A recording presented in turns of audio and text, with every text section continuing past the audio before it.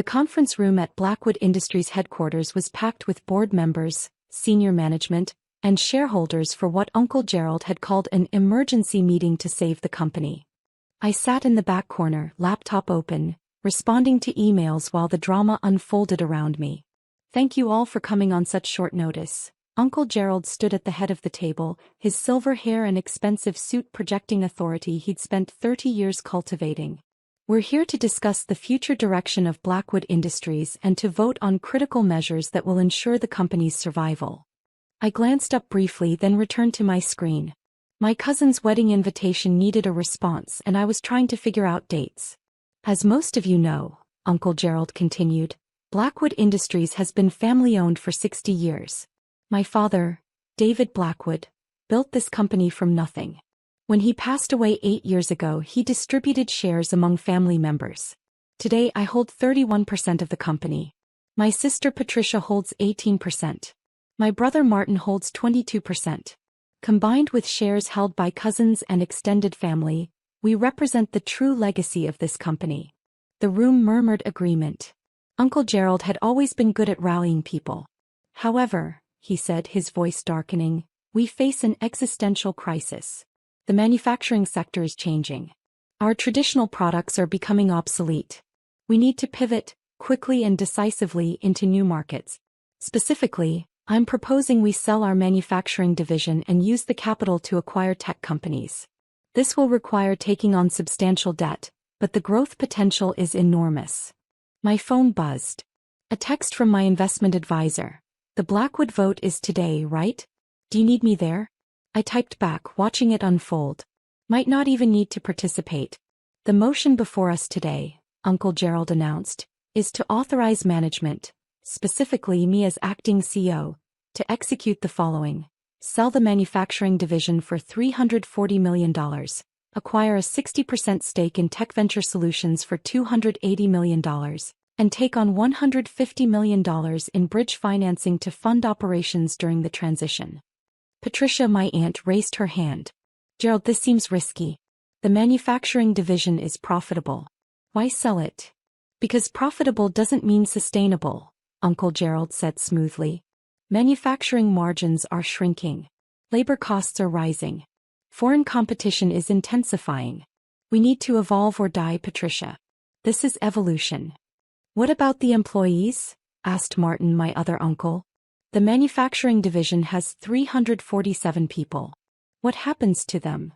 "Tech Venture Solutions will absorb about 40 in various roles," Uncle Gerald said.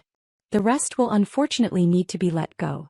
It's not ideal, but it's necessary for the company's survival." I stopped typing and actually paid attention now. "You're firing 300 people," I said quietly from my corner. Uncle Gerald turned, seeming to notice me for the first time. "Ah, Ryan. Glad you could join us. I know these board meetings aren't usually your thing." "I'm here," I said simply.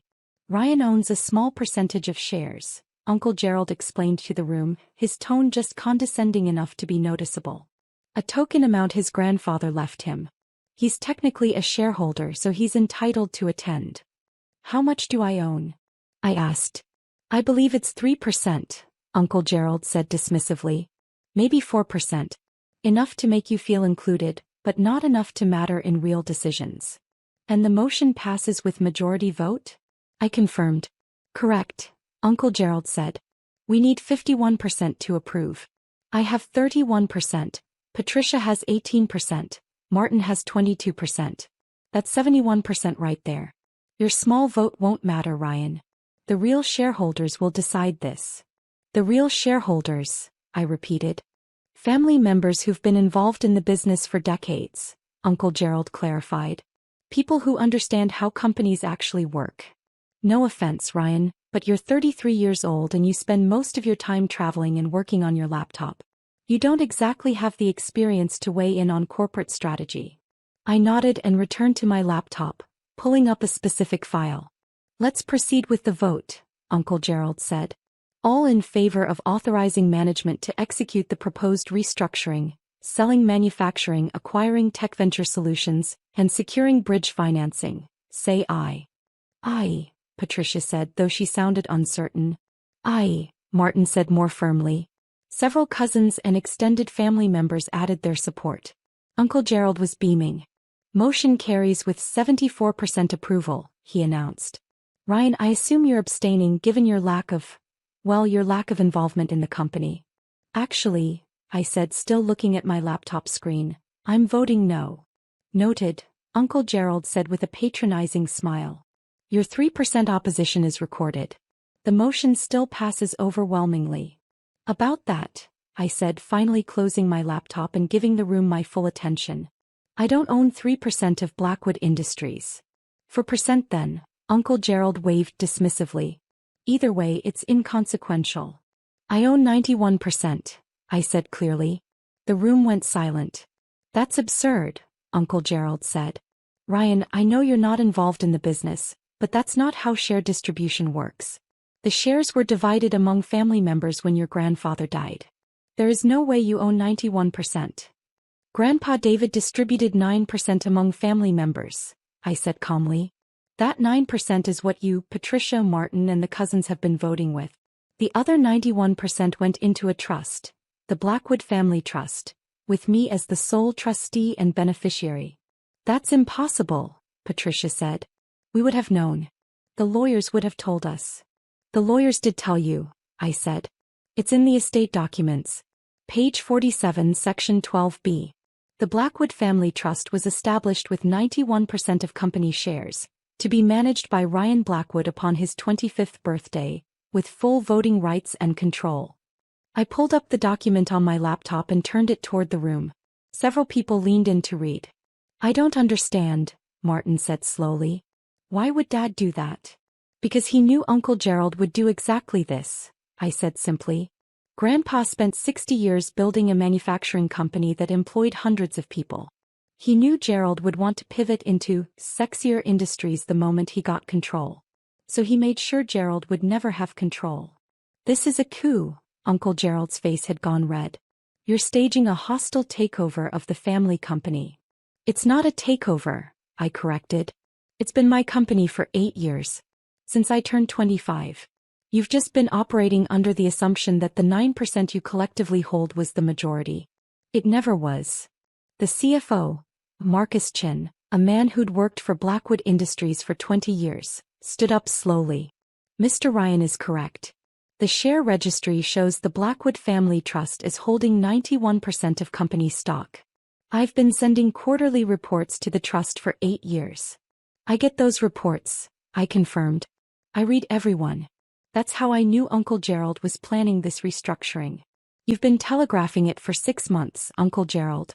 The consultants you hired, the Tech Venture Solutions acquisition rumors, the manufacturing division, efficiency reviews that were really just layoff preparations. If you knew, why didn't you say something? Patricia asked.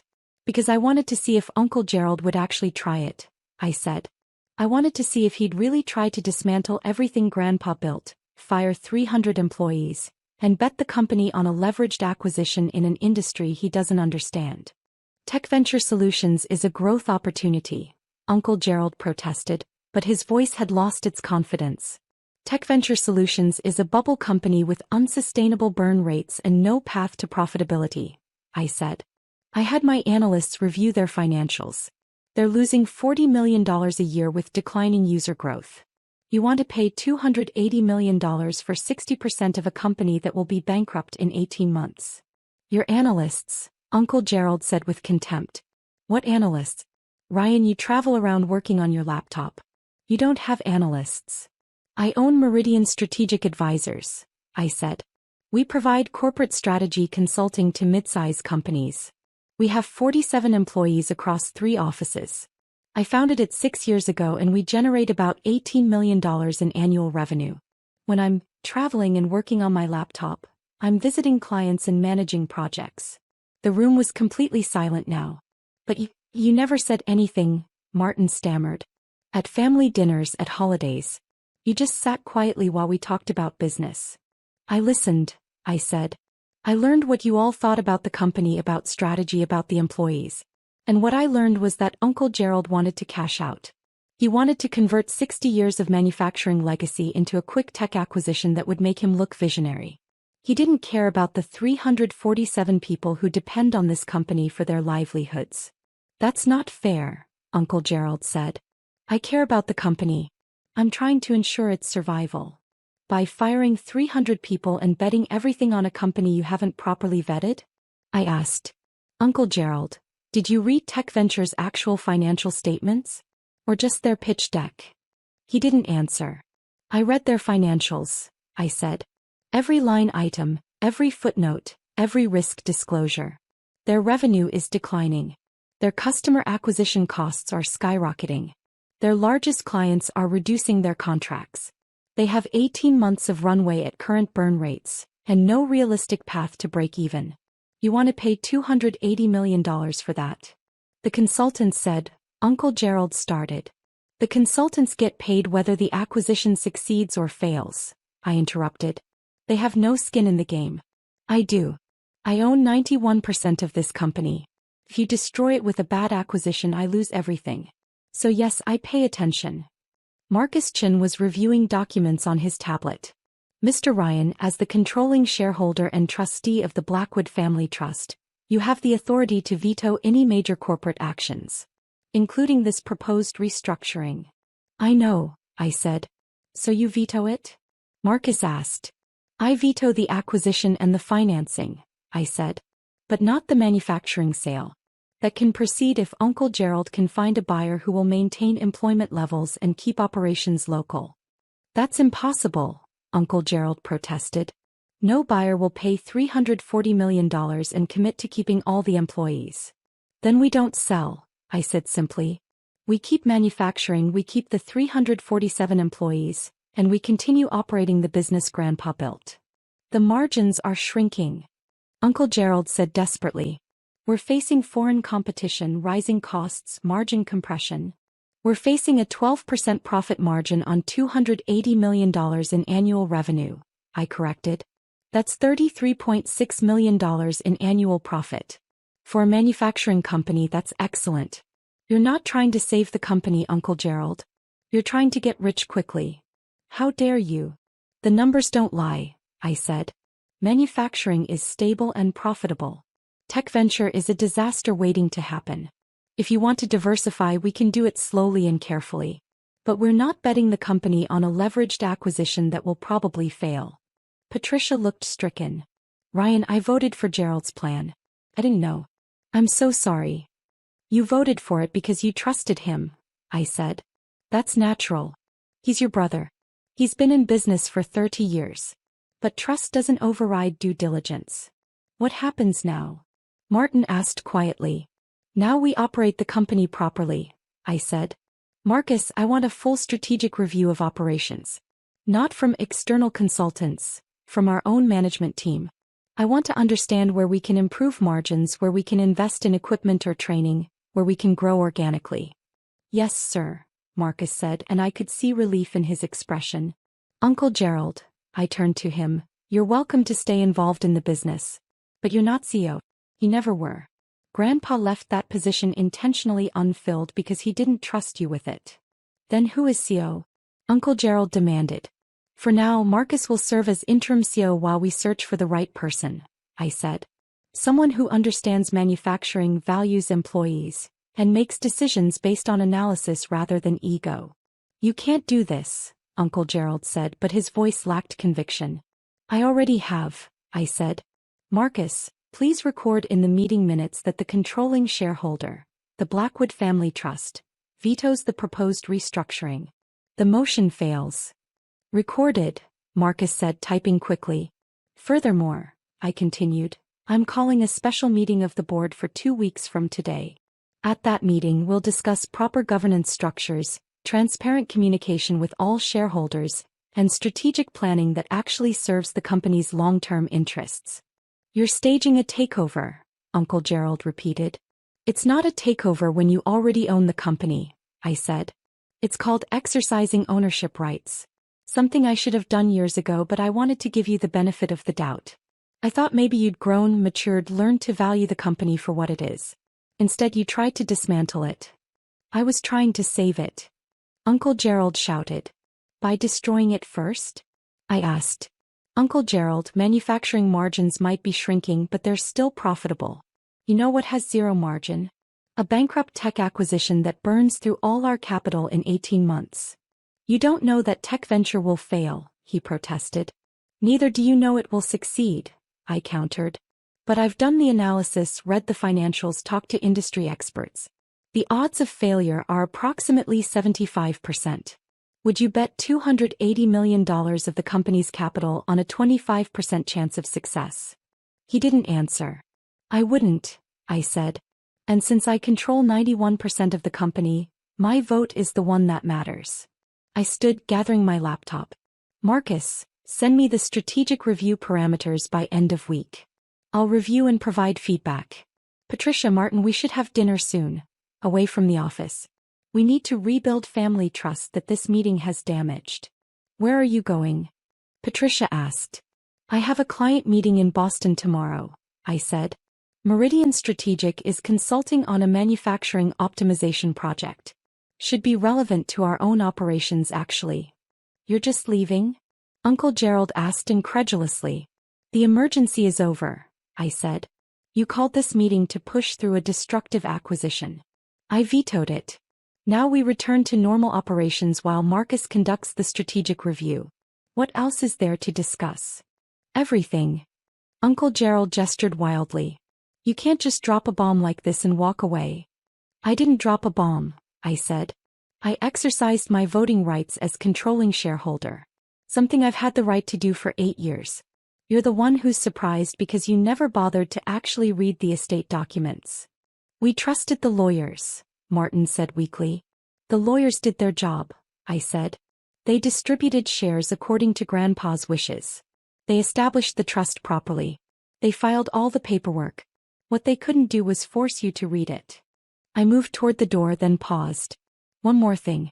The 347 manufacturing employees, they're not disposable assets. They're people with families and mortgages and lives built around this company. Grandpa understood that. He built Blackwood Industries on the principle that a company's first responsibility is to its people. That's why he left control to me, because he knew I understood that too. How would he know that? Uncle Gerald challenged. You were 25 when he died. Barely out of college. What did you know about running a company? More than you think, I said. I spent every summer of college working in the manufacturing plant. Different position each summer. Line work, quality control, logistics, scheduling. I ate lunch with the workers, learned their names, understood their jobs. Grandpa said if I was going to own the company someday, I needed to understand it from the ground up. He was grooming you, Patricia said with sudden understanding. Even back then. He was teaching me, I corrected. Teaching me that companies aren't just assets on a balance sheet. They're communities. And you don't destroy communities for a 25% chance at higher returns. I left the conference room and walked toward the elevator. Behind me, I could hear the chaos of shocked conversations, raised voices, confusion. Marcus caught up with me at the elevator. Mr. Ryan, thank you. If you hadn't intervened, 300 people would have lost their jobs. It's just Ryan, I said. And I wasn't intervening. I was protecting an asset I own. There's a difference. Still, Marcus said. They would have suffered. Their families would have suffered. I know, I said quietly. That's why I couldn't let it happen. The elevator arrived. As the doors closed, I saw Uncle Gerald emerge from the conference room, his face red with anger and humiliation. Good, I thought. He needed to feel that. Needed to understand that consequences exist. Needed to learn that being loud and confident doesn't make you right. The next 2 weeks were chaotic.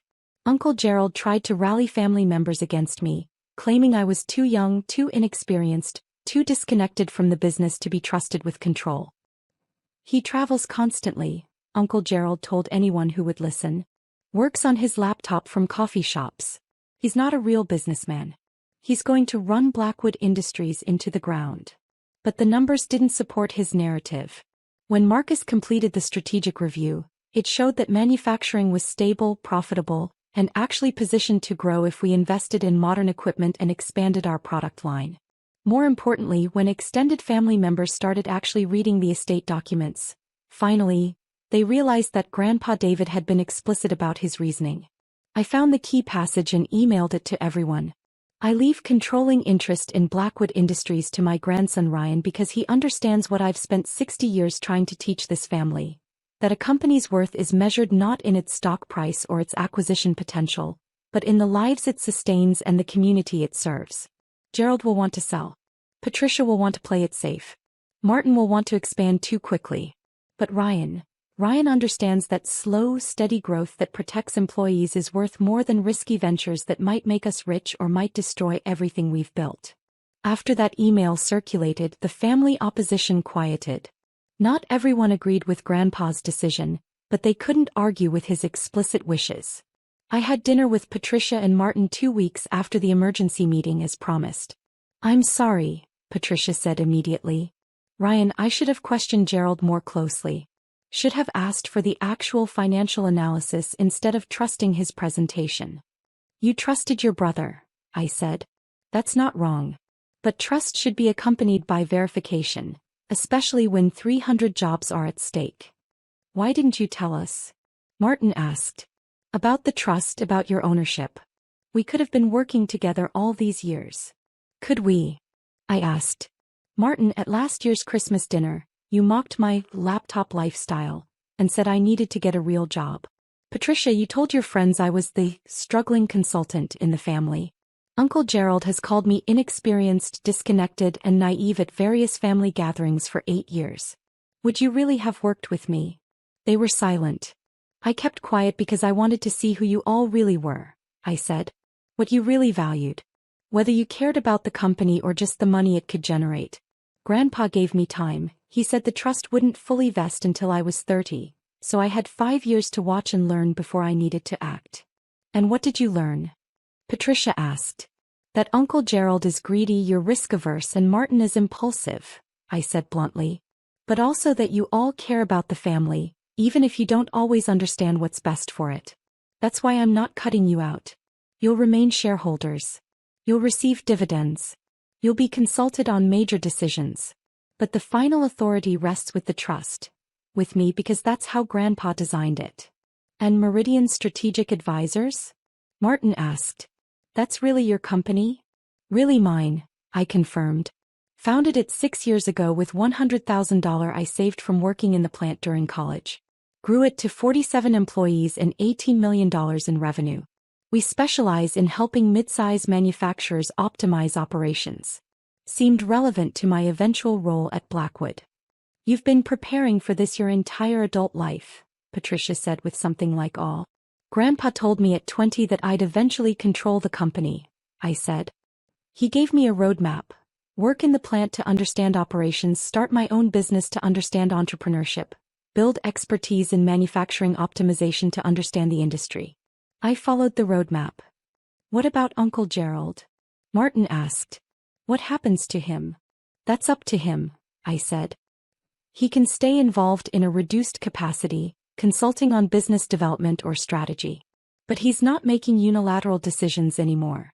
Not after trying to push through a $280 million acquisition he hadn't properly vetted." "He's humiliated," Patricia said. "The whole family knows he tried to override you and failed." "He humiliated himself," I corrected. "I just declined to be complicit in a bad decision." Marcus's strategic review was completed 4 weeks after the emergency meeting. His recommendations were practical and achievable. Invest $12 million in modern manufacturing equipment to improve efficiency by 18%. Expand the product line into adjacent markets with existing machinery. Increase quality control standards to reduce defects by 40%. Implement employee training programs to improve skills and reduce turnover. Establish a modest R&D budget to develop proprietary processes. Total investment, $18 million. Expected return, $8 million in additional annual profit within 3 years. No debt required. No employees fired. No risky acquisitions. I approved all recommendations. Uncle Gerald attended the board meeting where we discussed the strategic review, but he sat in the back and said nothing. His earlier confidence had evaporated, replaced by barely concealed resentment.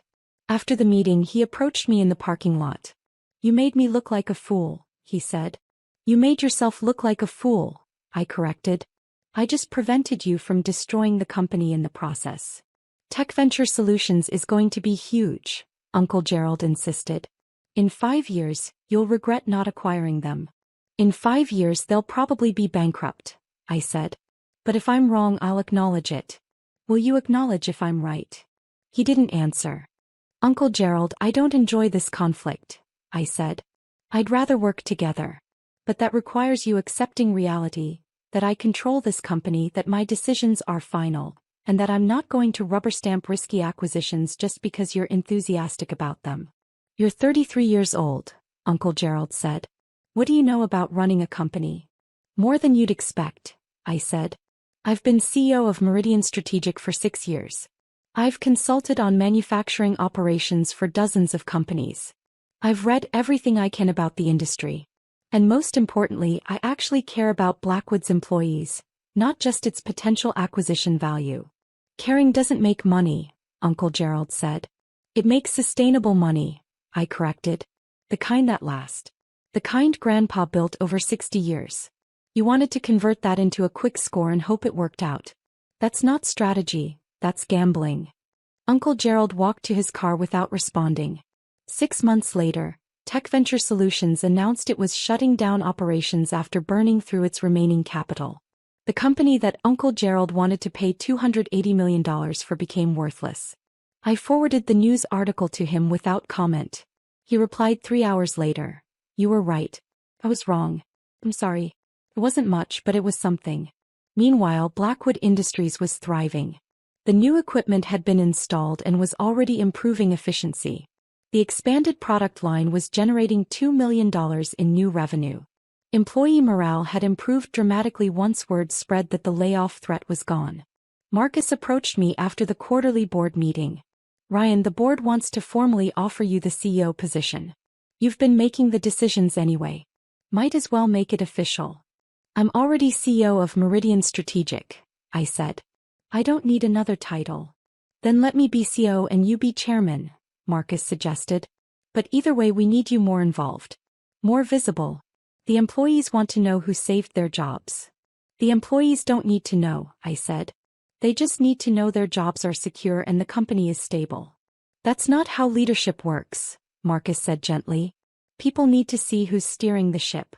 You can't hide in the background forever. I'm not hiding, I said. I'm just not seeking attention. There's a difference between seeking attention and accepting responsibility, Marcus said. You own 91% of this company. You make the final decisions. You determine the strategy. That's leadership, Ryan. Own it. I thought about that. About Grandpa David, who'd been a visible, active presence in the company until the day he died. About how the employees had respected him because he knew their names, understood their work, made decisions that protected them. Okay, I said finally. I'll be chairman. You're CEO with full operational authority. But we meet weekly to align on strategy, and major decisions still come to me for final approval. Deal, Marcus said, extending his hand.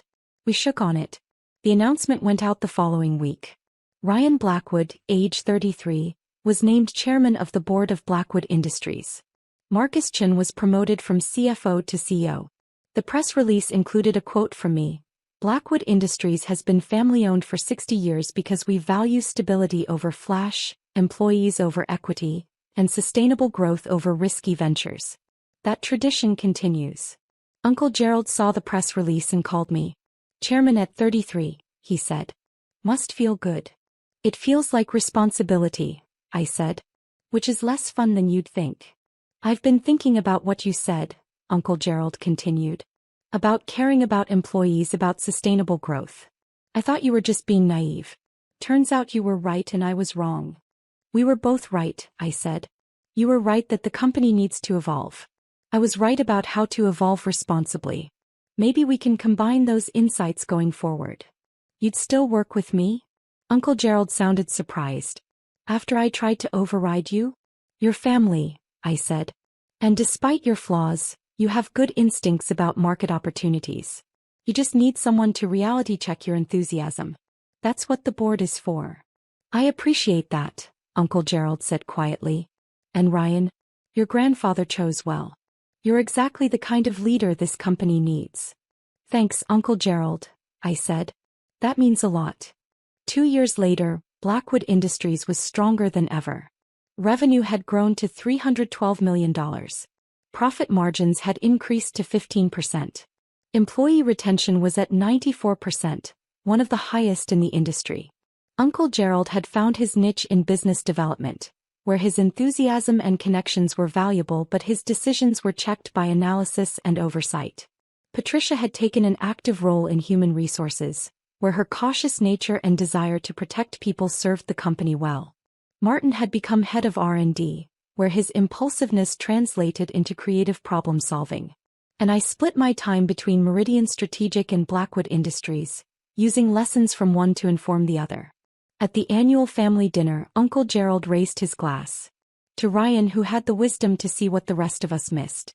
And to David Blackwood, who knew his grandson would grow into the leader this company needed.